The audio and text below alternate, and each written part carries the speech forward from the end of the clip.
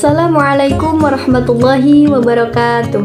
Alhamdulillahirabbil alamin wa bihi nasta'in wa ala umuri dunya waddin. Wassalatu wassalamu ala asrofil anbiya'i wal mursalin wa ala alihi wa sahbihi ajmain. Amma ba'du. Pertama-tama saya ucapkan puji syukur kepada Allah Subhanahu wa taala karena berkat rahmat dan hidayahnya saya dapat melaksanakan tugas video dalam keadaan sehat walafiat. Yang saya hormati kepada dosen pengampu mata kuliah perencanaan pendidikan Ibu Helna Nelis MPD. Mudah-mudahan beliau diberikan kesehatan selalu dan dilancarkan segala urusannya. Amin ya robbal alamin. Baik, selanjutnya perkenalkan saya Uswatun Hasanah dengan NIM 2412519 sebagai moderator dan sekaligus presentator dalam pemaparan presentasi ini. Dalam presentasi ini saya akan menyampaikan hasil kerja yang telah saya lakukan dengan judul Pendekatan-pendekatan Perencanaan Pendidikan. Baik, selanjutnya yang pertama saya akan memaparkan latar belakang. Kajian tentang perencanaan pada dasarnya selalu terkait dengan konsep manajemen. Hal tersebut dikarenakan perencanaan merupakan unsur dan fungsi manajemen yang pertama dan utama di antara fungsi manajemen atau administrasi lainnya. Sehingga dalam bidang pendidikan menjadi faktor kunci efektivitas keterlaksanaan kegiatan-kegiatan pendidikan untuk mencapai tujuan pendidikan bagi setiap jenis dan jenjang pendidikan tertentu. Berikutnya pengertian pendekatan perencanaan pendidikan. Apa sih pendekatan perencanaan pendidikan itu? Mari kita simak. Pendekatan perencanaan pendidikan merupakan kerangka atau metode yang digunakan untuk merancang dan melaksanakan rencana pendidikan. Pendekatan ini mencakup cara-cara sistematis untuk mengidentifikasi, menganalisis, dan mengelola berbagai aspek dalam perencanaan agar hasil pendidikan dapat tercapai dengan efektif. Selanjutnya, pengertian perencanaan pendidikan. Perencanaan pendidikan adalah suatu proses yang memungkinkan para pemegang kebijakan dapat mengarahkan pengembangan pendidikan, sehingga dapat menentukan prioritas dalam pelaksanaan dan penyelenggaraan pendidikan dapat dilaksanakan secara efektif, efisien, dan bermutu. Sejak tahun 1980-an ke arah yang semakin bersifat partisipatoris, semakin fleksibel, semakin dinamis, dan semakin kompleks sesuai dengan perubahan masyarakat yang semakin kompleks.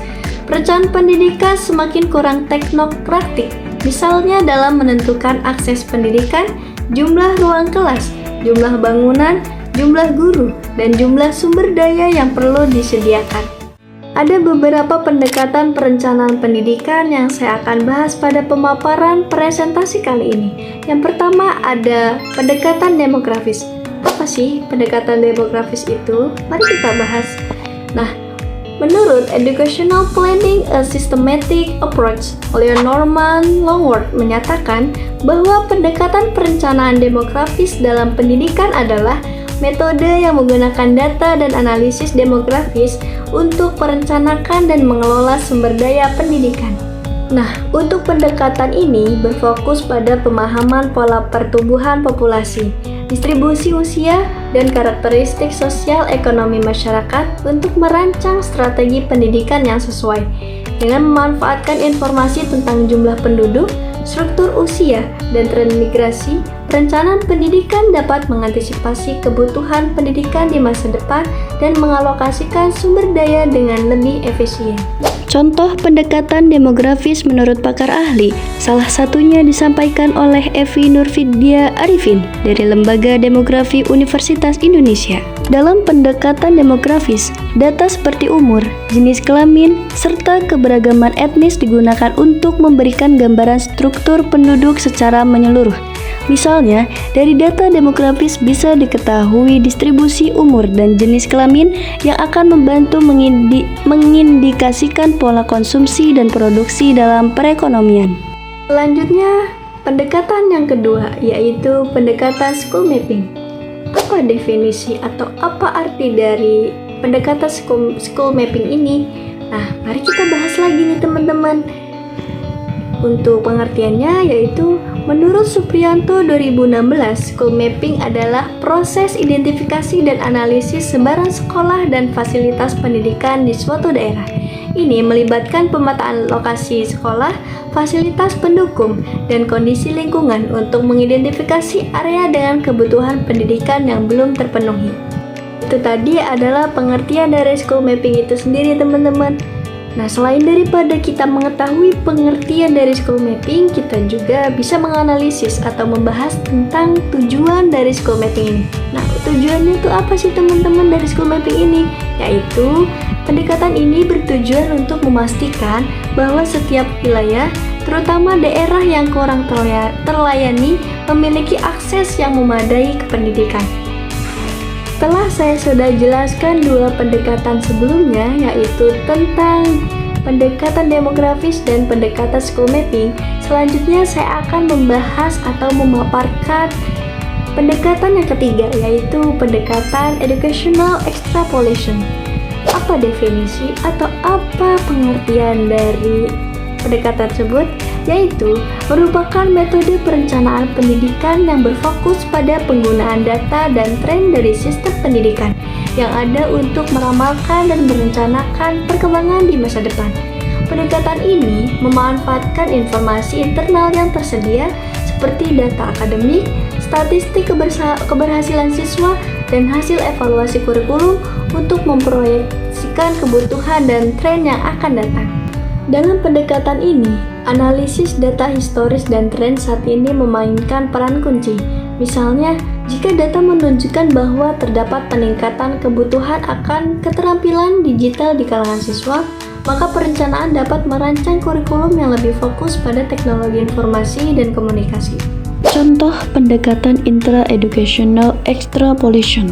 Jika ingin mencapai target pendidikan tertentu pada tahun tertentu, maka perencana pendidikan harus melakukan ekstrapolasi dari angka-angka target tersebut ke angka lain yang berkaitan, seperti suplai guru, pembangunan gedung baru, percetakan buku ajar, dan penjadwalan waktu untuk setiap item target.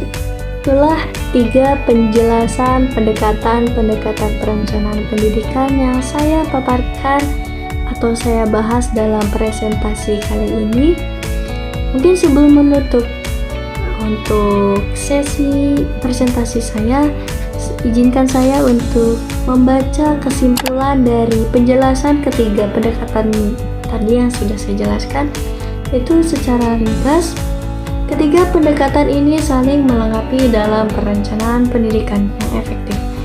Pendekatan demografis menyiapkan dasar proyeksi jumlah peserta didik dan kebutuhan.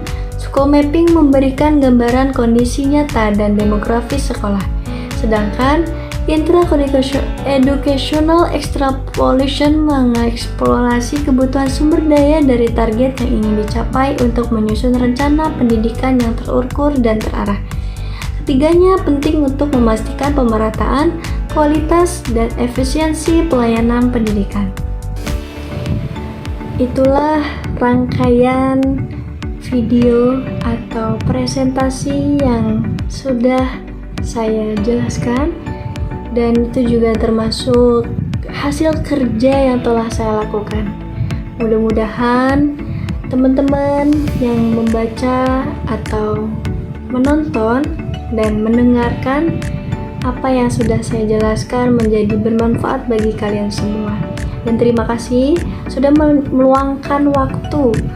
Jika sudah menonton video saya ini, saya mengucapkan terima kasih banyak dan mohon maaf sebelumnya jika perkataan saya atau ilmu saya yang belum begitu lancar, belum begitu banyak memaparkan materi ini.